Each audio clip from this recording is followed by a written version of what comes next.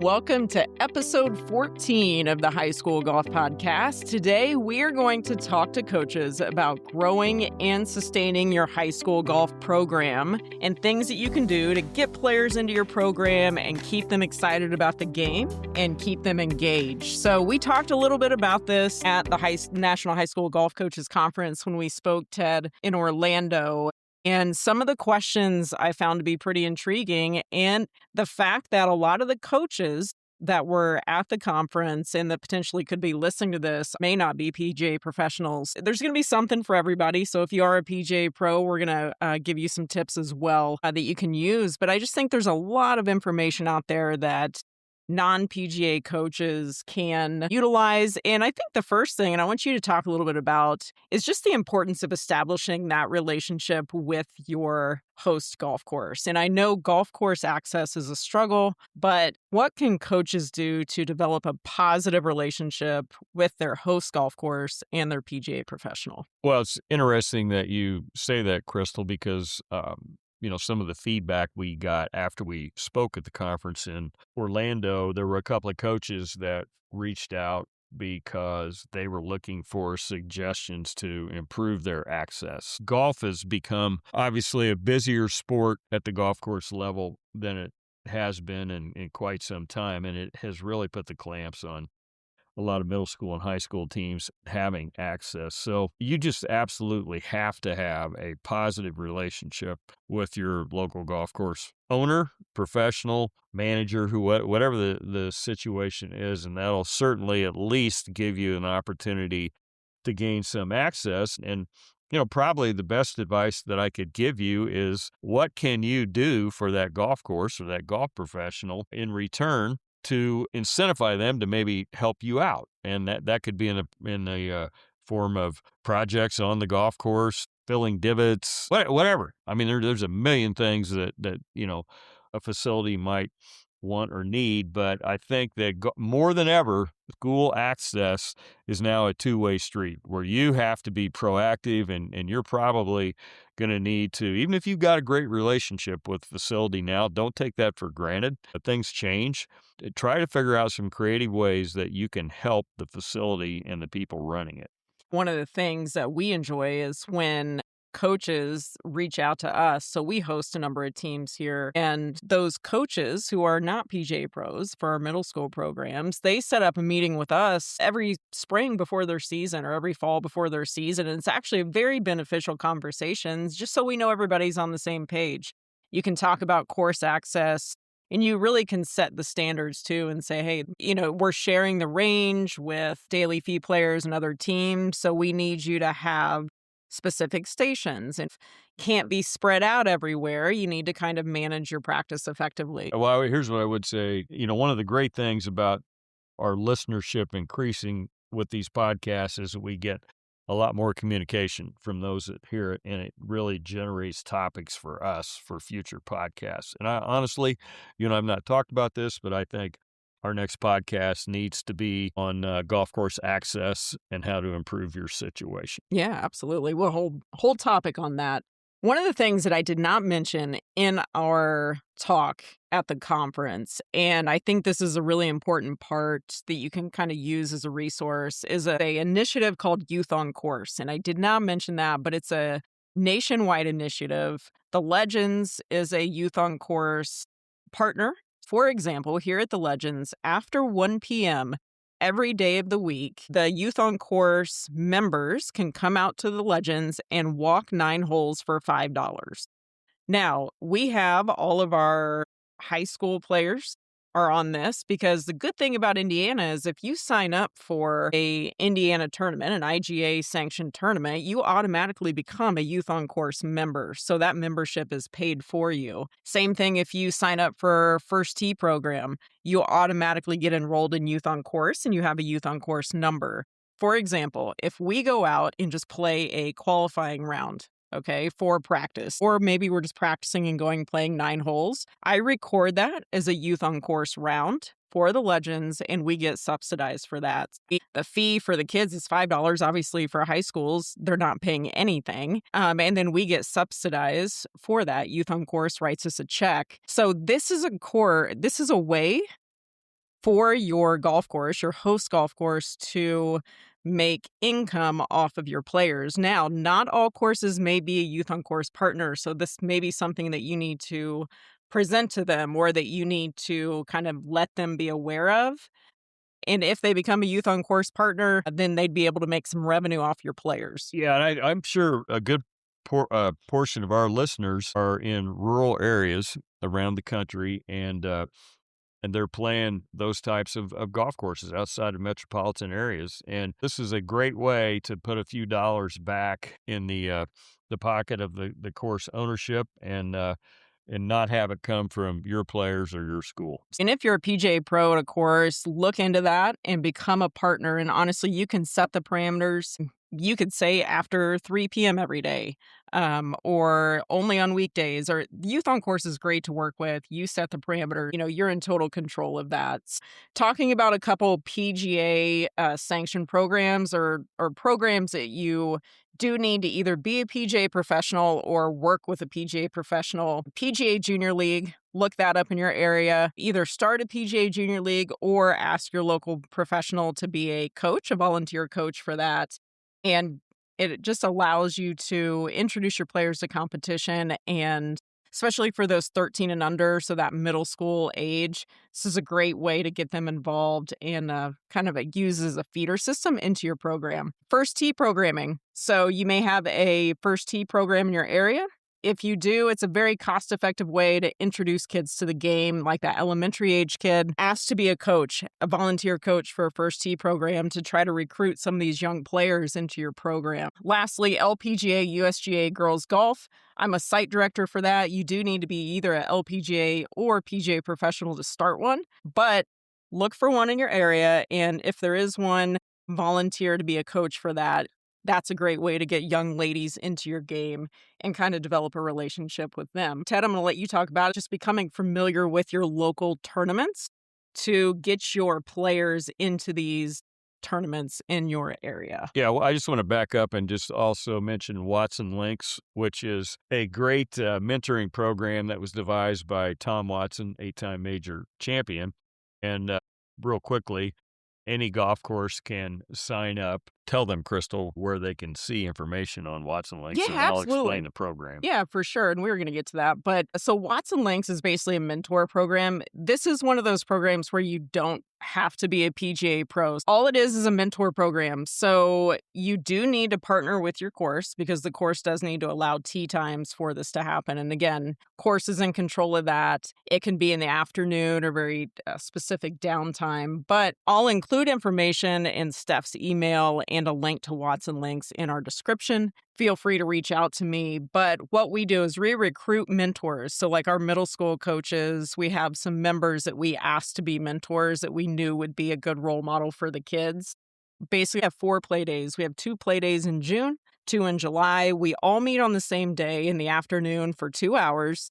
And we pair our players up with mentors, and then they go out and play 9 holes. Really, the whole initiative of the program is to create mentorship with these players, talk about course management, get them to enjoy the game. This is not an instructional program. Yeah, I mean, there's just no better way to transition any age kid from some of these programs that you've mentioned into actually playing on the golf course than Watson Links, for sure. You mentioned being familiar with your local tournaments. I think every part of the country, somebody is probably running some local component based junior tournaments. We have a lot of different options where we are in the greater Indianapolis. There's the Indy Junior Tour. There's the Indiana Golf Association provides 3 different levels of tours for both boys and girls. But the grassroots growth in junior tournaments has always been centered around, again, a lot of rural golf courses and operators providing some type of summer junior tournament play throughout the season for kids that are really just at their facility or in the area. So I would just, once again, encourage you to don't be afraid to ask your local facility what tournaments they host and kind of start from there. And it just depends on the skill level of the players as it relates to how sophisticated that you want to be with this. You're going to start at the local level, go to the state level, and then if you're fortunate and you're playing well enough, you're probably going to expand out to some of the national tournaments. And as a coach, having that knowledge, because some of the parents that you have may not be savvy in golf and they may not know. And obviously, they're the ones that are going to be signing their player up and spending the money to sign them up for those tournaments. So the more that you have that knowledge, you can communicate to your parents and your players and just become a resource for them on the correct tournaments to play in.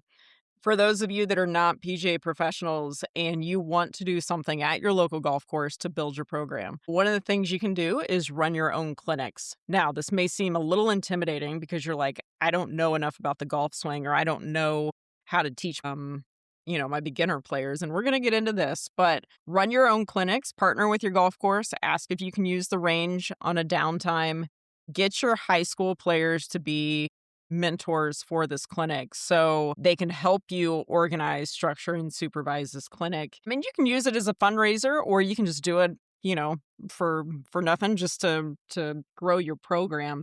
Another thing that you can do is start your own league. So one of the things that I did years ago, and I did this for a number of years, is I started the Johnson County Girls Golf Leagues for the high school girls in our county. And if you're trying to build a middle school program, you could easily cater this to the middle school kids. But all you need to do is work with your golf course, set aside a few tee times once a week in the summertime or whenever you want it to be. And now this wasn't a free program. The kids paid to walk 9 holes. So the course was getting revenue for that as well. But as a coach, I was out there and it gave me the opportunity I paired them up with different players every week. I was out on the golf course watching them. I helped them with rulings, pace of play.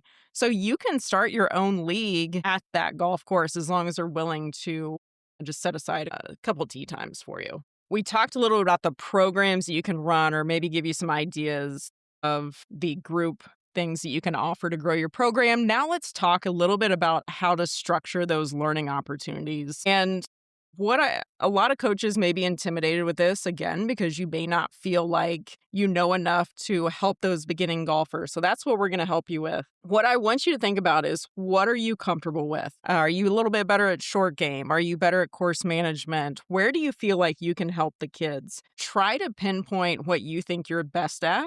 And then all you need to do is to set up learning stations and not actually worry about teaching the mechanics. We're going to talk a little bit about putting, chipping, and full swing. I'm going to let you start with putting. Things that coaches can do just to try to get their players putting better.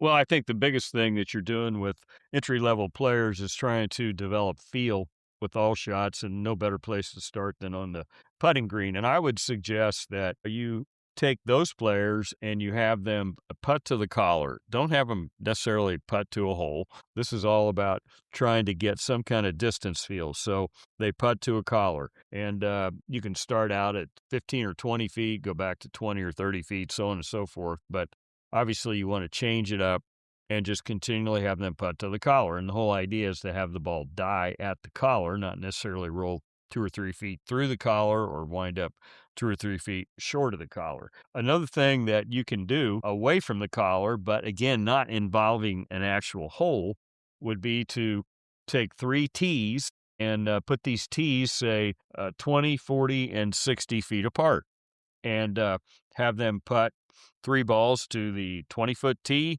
then go get those balls, have them putt 3 to the 40-foot tee, and then 3 to the 60-foot tee. And when you're back on that other end of the putting green where you've just putted the ball 60 feet, have them putt back the other direction. And these are just little things that I think, like you said, through repetition will help players develop some feel. And I think that you probably would agree with this, but we struggle more with feel and putting in girls golf than we probably do in boys golf. And the only way you can develop feel is just simply through practice and repetition, and you can develop it. Ted, I know we play a lot of games at 21. Why don't you describe that? Again, it's nothing that you have to coach technique on. It's just setting your players up. Yeah, before I do that, one thing I want to get back to on those putting drills is the only time that I actually tell players that it's okay to file the putter back is when they're doing these what I call feel drills. And what I want the player to do is to start to develop a concept in their own mind, how far back they're taking the putter to hit the ball at all these distances. And then obviously when they're making a real stroke, I want them to feel the difference in how far the putter has gone back based on what they've seen to hit a ball 20 feet versus 60 feet. And I think that is a really important ingredient to helping players develop feel, knowing how far back to take this thing. But you mentioned a game of 21, very simple game. You and I are playing 21. We're going to putt to a hole, and whoever is closest to the hole on the first putt gets a point. If somebody has less putts, say I have 3 putts and you have 2 putts, then you get an additional point. If somebody holds it out, then you get 5 points, and you just play until you get to 21. And we play this game a lot with our high school players. We'll set up actual 21 tournaments, round robin events.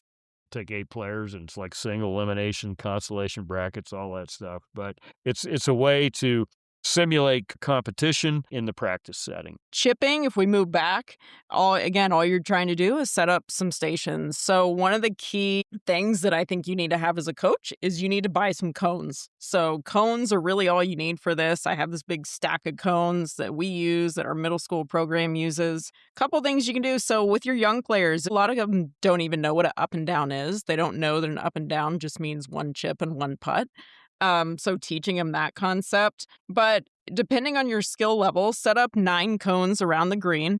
And all you're trying to do is teach them the concept of chipping on the green and either one putting or two putting, and trying to get them to be aware of maybe how their chipping needs to improve and how their putting needs to improve. So you set up 9 stations and have them keep score on each of the stations. And there's so many variations to this. If you're broken up into groups, like maybe you're better players, you have to say, okay, you have to get up and down before you can move on to the next station. With your young players, if you're just have a beginner middle school player, honestly, you're just trying to get them to chip the ball anywhere on the green in 2 putt. Set them up for success in that area.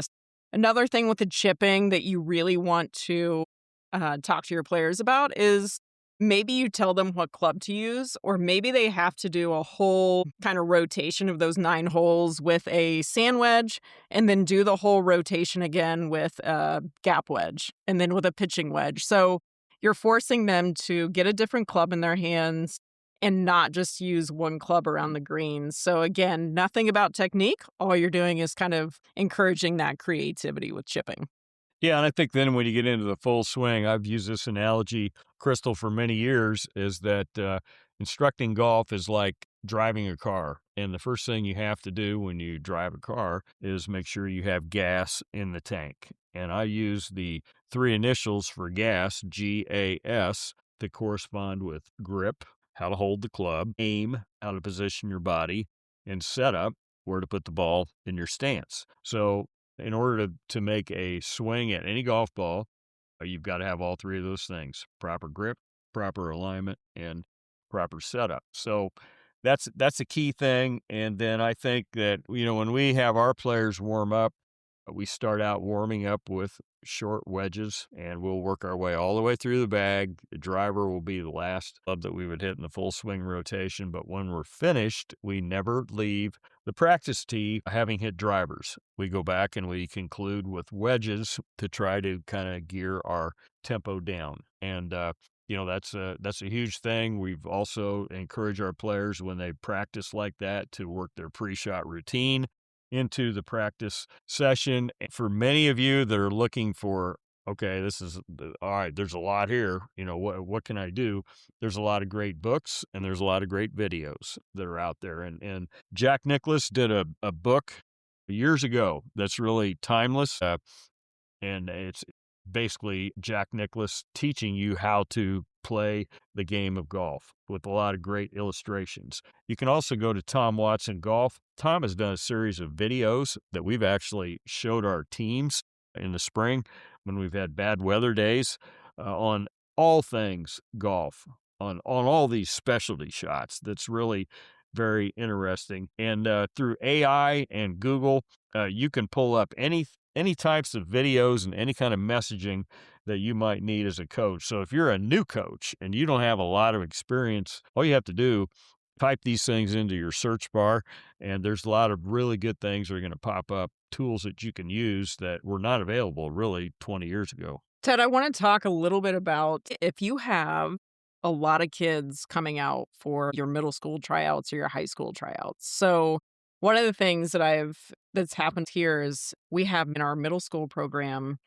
20 or 30 kids sign up to come out for the golf team, right? So here you are, and you're like, how am I going to handle 20 or 30 kids and run them through either a practice or a tryout, or, how am I going to see their skills? So I just want to give a couple tips. I feel this is kind of my specialty. You see me on the range a lot with a lot of kids. So kind of managing a large group of kids is something that I enjoy. And it's kind of fun chaos for me. But a couple things you're going to want to do is set up very specific hitting stations. So let's say you have 20 kids. I like to have 4 to 6 kids per coach. But if it's only you, I'm only going to set up 4 hitting stations so that I can actually see 4 kids hitting at a time.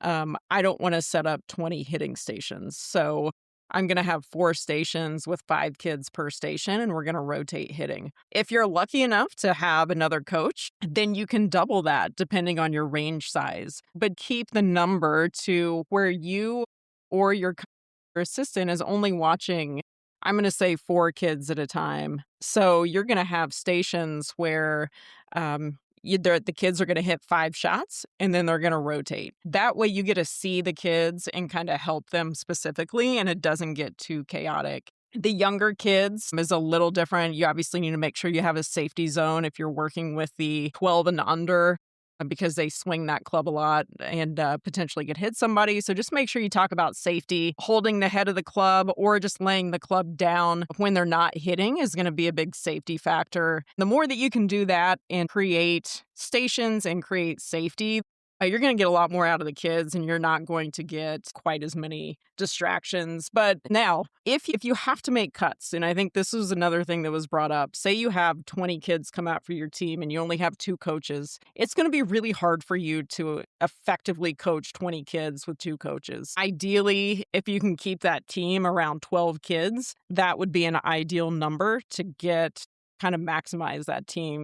If you have to make cuts and cut, 8 or 10 kids from your team, you want to be able to give them options. And that's where creating that league or creating clinics during the off season is going to be where you're going to want to funnel those kids that you had to cut from the team. So you're still keeping them engaged, but you can coach your team of 12 kids a lot more effective.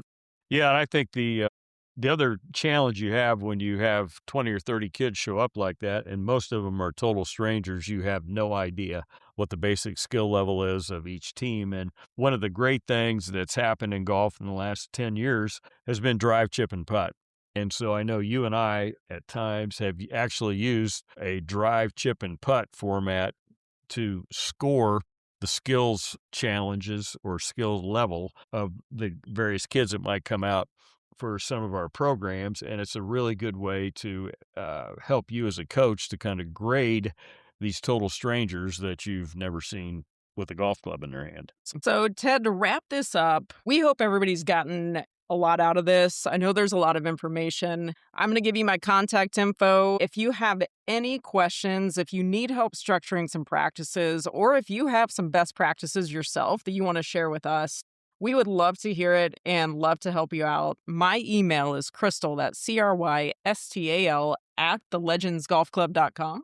Mine is Ted Bishop, 38, PGA at AOL.com. Reach out to us. Let us know the good things you're doing, and let us help you structure those programs so your high school programs can grow and you can keep them sustained for years to come. All right? Till next time, have a great day.